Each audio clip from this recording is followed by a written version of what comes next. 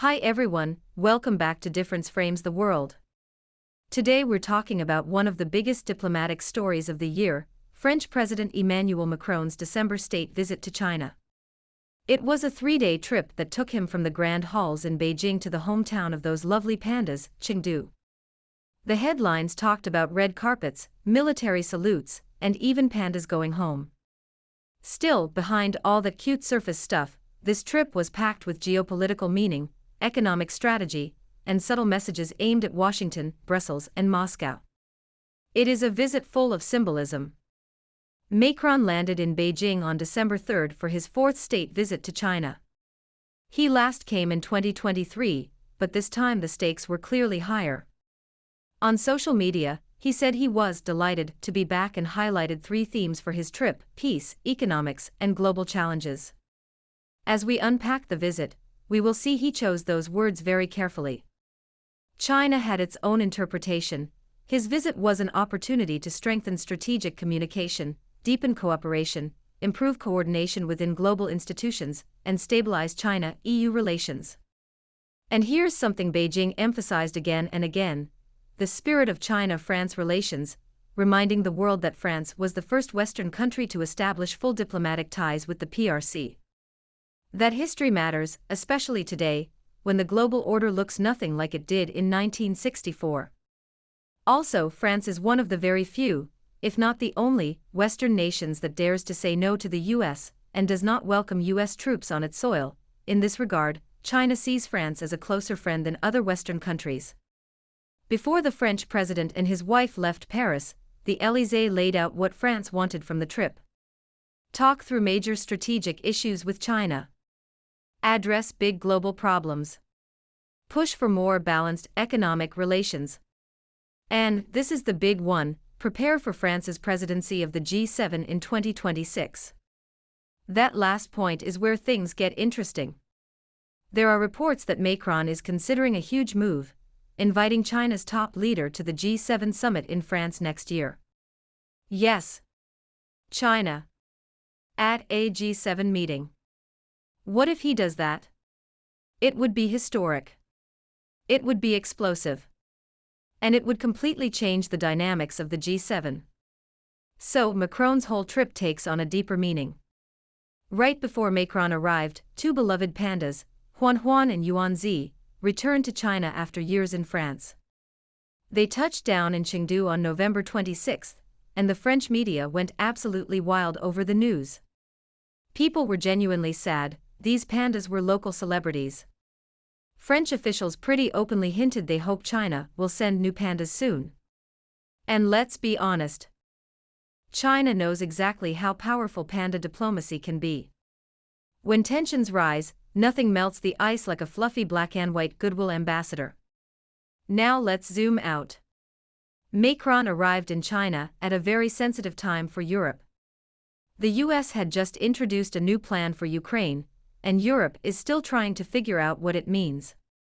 When Trump replaced dementia Biden, the US changed its face immediately. It is time for the US to abandon Ukraine to seek opportunities in Russia for America's business tycoons. Recently, China-EU trade tensions have been picking up, especially around EVs and green tech. The EU has also sanctioned several Chinese firms in its latest Russia-related sanctions package, which upset Beijing. And China-Japan tensions were adding more uncertainty to Asia. So his trip was not a casual, friend-to-friend visit. It was Macron walking straight into the middle of multiple geopolitical storms. Even before he landed, an unnamed Élysée official took a jab at China, saying Beijing needs to pressure Russia. That message was for the West, not for China, of course, but Beijing is not deaf. Beijing had already responded weeks earlier. The key to solving the Ukraine crisis does not lie in China. That's China's standard narrative, and it didn't change during Macron's visit. On December 4, China rolled out all the state visit elements. A welcome ceremony with the honor guard. A 21-gun salute. Inspection of the PLA troops. A banquet in the Great Hall of the People. But the real action happened in the meetings between the two leaders. It seems Xi Jinping views Macron as a comrade from the French Commune, rather than the president of capitalist France. Xi emphasized a few big ideas. Both China and France value independence. Both should take the right side of history. The world is changing fast. China wants deeper cooperation in aviation, aerospace, and nuclear energy. China is ready to buy more French goods. China wants fair treatment for its companies in Europe. And then he delivered a line aimed directly at Europe and the United States. Protectionism cannot solve structural problems. Decoupling harms everyone. That was a clear message. Xi Jinping then outlined areas where China wants to ramp up cooperation, including AI, green energy, digital economy, biomedicine, and new energy industries. He also mentioned China's next 5-year plan, saying market access will expand further. He literally says, "Europe, you're welcome to invest more in China. China is your opportunity, not a threat." Macron's tone was equally affirmative. France values its relationship with China, sticks to the One China policy, and welcomes Chinese investment. He also says Europe needs strategic autonomy from a country that everyone knows, and France wants balanced, stable China-EU ties. He praised China's economic progress and positioned France as a partner in renewables, aerospace, agriculture, civil nuclear power, AI, and innovation. Both leaders stressed that China-France ties should stay stable no matter how noisy the outside world gets. When they spoke to the press together, the Ukraine issue came up. Xi Jinping repeated China's well-known position. China supports all genuine efforts toward peace. The solution must be fair and lasting. Blame games don't help. Europe should play a constructive role in regional security. Macron didn't push publicly. He didn't repeat the earlier tough talk from that anonymous official. Instead, he kept things calm. China is a major global player. Coordination is essential. France supports diplomacy and dialogue. Whatever tough conversations they had, if any, stayed behind closed doors. Now let's talk business.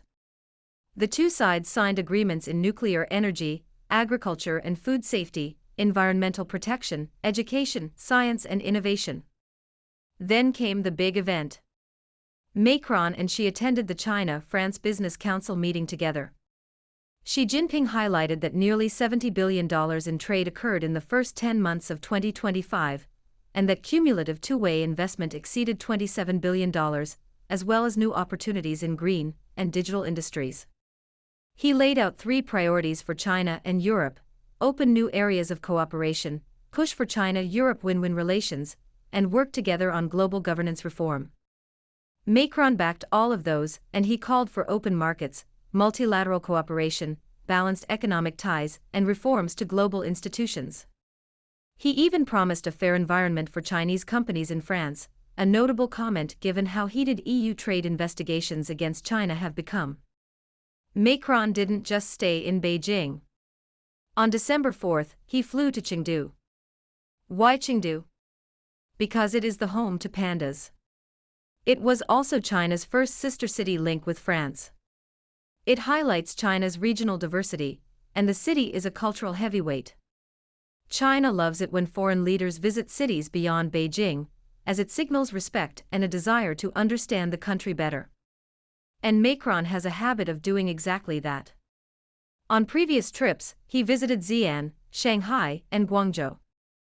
Now let us see the bigger picture, what this visit really means. It wasn't a routine diplomatic stop. It was part of a much bigger geopolitical adjustment. Macron is clearly trying to position France as not simply following Washington, not automatically opposing China, a defender of European strategic autonomy, and a bridge between East and West. Whether all of Europe agrees or not is another matter, but he's pushing hard.